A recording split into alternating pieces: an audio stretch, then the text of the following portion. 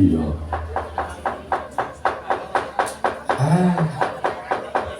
Lakone rada-rada sak. Apa-apa. Nang arep mau bengak-bengok ten gonggo tekan diri ya suarane cek bening. Iya. Assalamualaikum warahmatullahi wabarakatuh. Ora apa-apa, Mak. Warga dusun ini mayoritas Kristen iki. Lewu salam berhati wangsuli. Apa iya? Bale ono jajan. Assalamualaikum warahmatullahi wabarakatuh. Oh, bisa kabeh, Mak. Anggapmu apa ora? Diatur mangan sama ya no. Tahanane kaya ngene iki. Anane kok piye, Mak? Kok ngarep mau acarane wis dari apik-apik.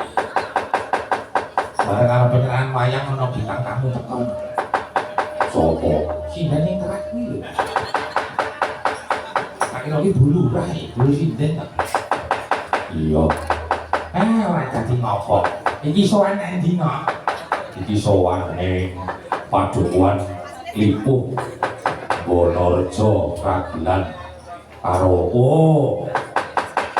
Kelurahan Bulurejo Kapanewon Lendah Kabupaten Kulon Progo. Wah, bali ning kandange dhewe. Tegese kepiye? Lho, awak dhewe iki setus Kulon Progo. Oh iya. Senajan to kene Kulon Progone mepet karo kali. Ning aku ketir-ketir no tekan kene. Ketir-ketir kepiye, Pak? Pedhi lho. Wedi apa-apa. Sesuk 20 tahun, 30 tahun iki desa kene sih ana apa ora ya? Lah kono dikeduki terus e kaline. Engko nek kene mak guduk ambruk kabeh malah. Ora, mula iki dianake sedekah bumi ya dienggo slametan ki lho, Mak. Tegese kepiye? Ramalan kaya ngono kuwi wis tibane wis jaman-jaman biyen. Tahun 80-an kene iki diramalake bakal ambruk mergone kono wedine dikerak karo wae. Nek nyatane kene isih slamet, isih diparingi apik alame. Kawulane diparingi rukun ayem tata titi tentrem. Mergone apa? Ana sedekah bumi, ya ngerti dusun, ya rasul, ya ngerti bumi, pokoke werna-werna, Mak. Sebutane kuwi timbake apa? Lah mana? Sedekah bumi kuwi mau ngene mak werdine.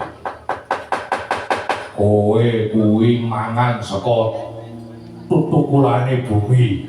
Kowe ngombe adus umbah-umbah saka tuke bumi, saka tuk.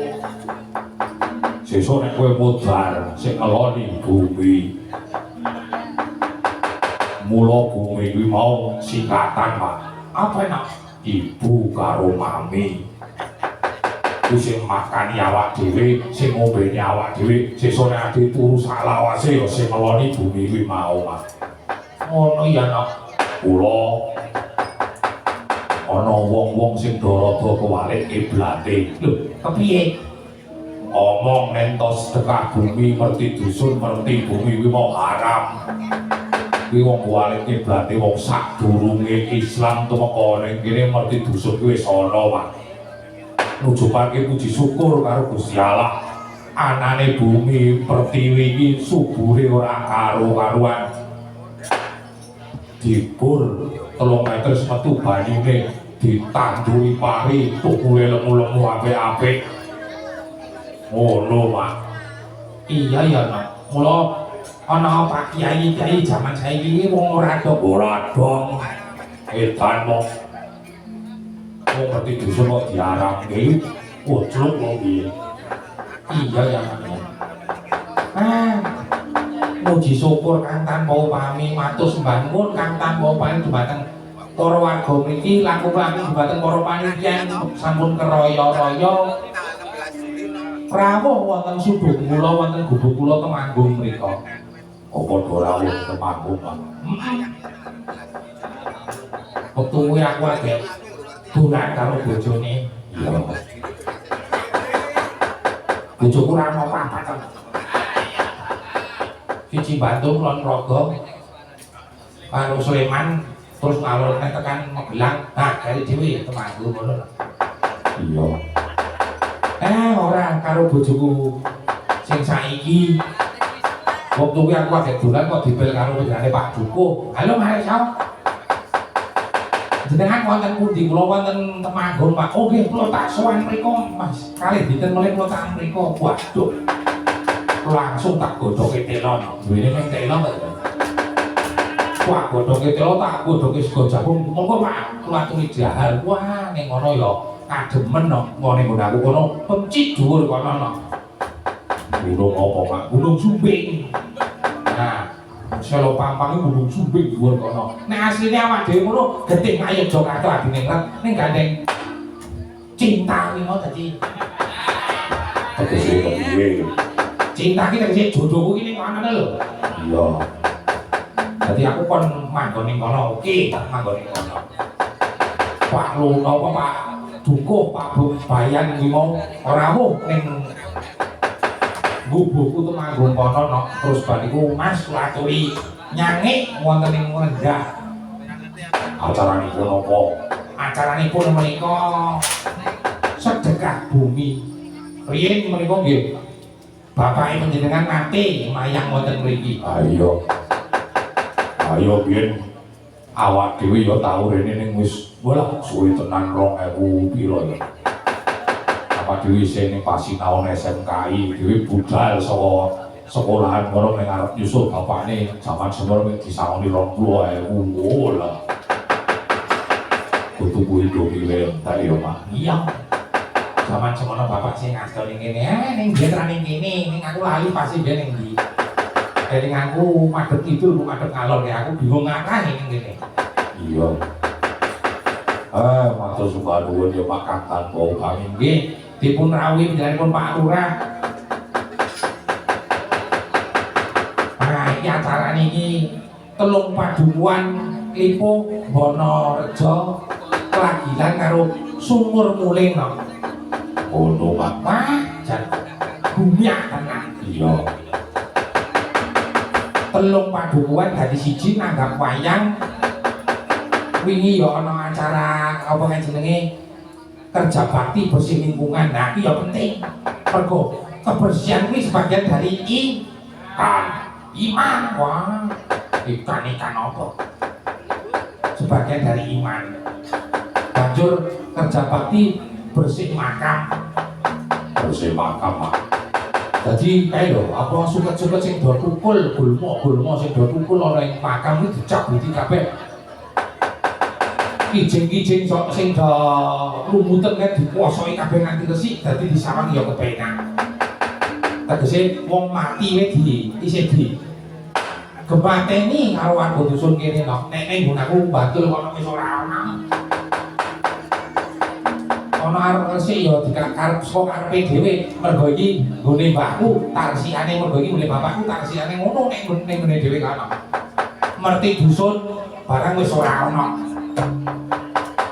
Terakhir ana ngerti dusun ki nek ora kleru 2016 desaku kono ana. Ah wis mbuh. Kula saiki ya akeh wong do belut ning aku kono. Mergane ora ana rasa nyawiji no. Tegese ngene. Umpama ning bali dusun kuwi mau ana kirab. Ana kirab budaya kuwi mau ora dadekke siji nom-noman wong tuwa lan lanang wong wadon gedhe cilik kuwi do kumpul kabeh dadi siji do kanggo sandangan Jawa terus do kirab ngumpul desa. Lah kuwi nyawijeke rasa. Nek ning undang kono wis ora ana. Kuwi pekok ngono kok.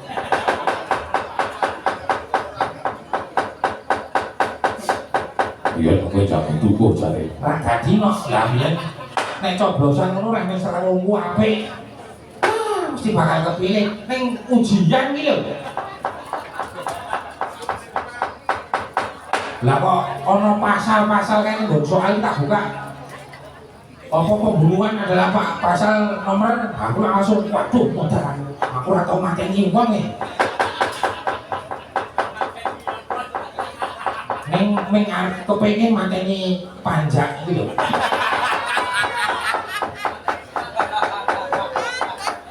Aku samar nek panjake iki dolanan lampu nek dicolong barang iki otes metu saka penjara.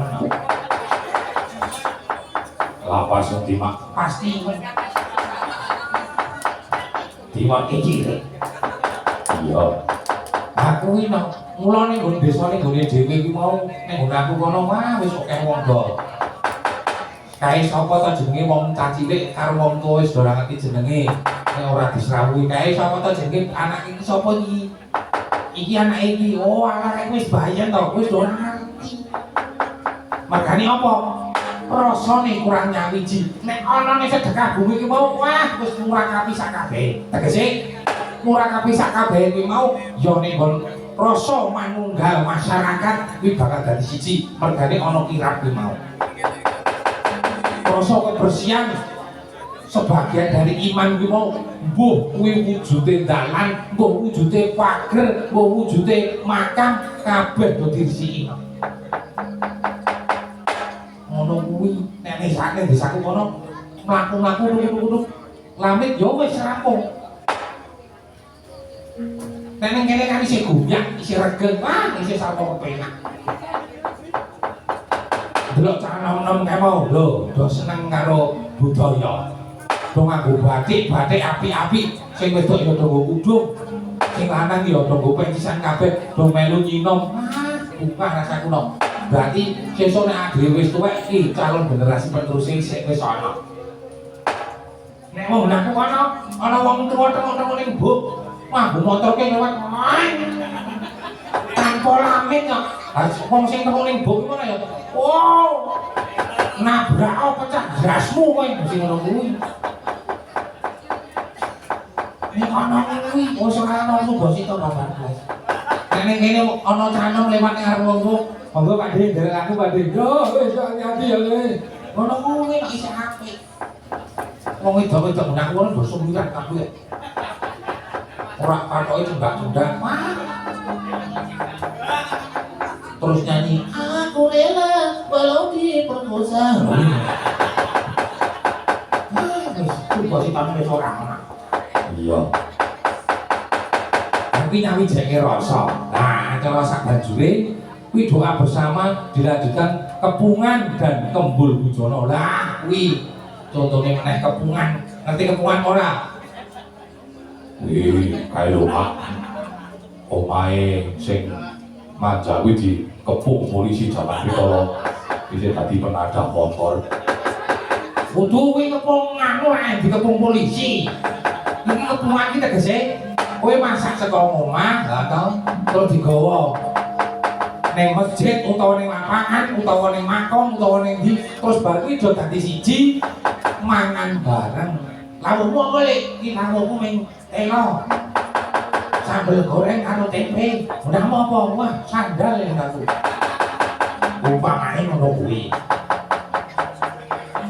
Kuwi kepungan ya kuwi nyawijake rasa ben siji-sijine iso akrab, iso kenal, sing maune musuhan, sing maune dicekete dadi masalah. urung dibaleke kok si Sunarno ki jilang dicatu saya terus bali-bali ning bareng ana kepungan ana apa jenenge kerja bakti ana bersih makam kuwi jake rasa den saketamu ki mosok ilang nek ikhlas ya ono kowe dadi wong sukses ngono kuwi nek ngono ana wong utang den saketamu wah disantet kok medeni tekan Mas iya mula kuwi terus nomor 5 penutupan kegiatan bersih dusun nah malam Jumat terus wayangan Ki Areksa Sutono HS Ki Areksa Sutono HS Hadi Sugito itu HS Yoko hebat sekali ngawur lah nah saiki suka paling suka membangun sekaring manah kok monggo tujaripun Mbak Sinden nyanyi aja dipleroki ngadeg kabeh yo bunga kedak ketak tuntak ketak ketak ya yo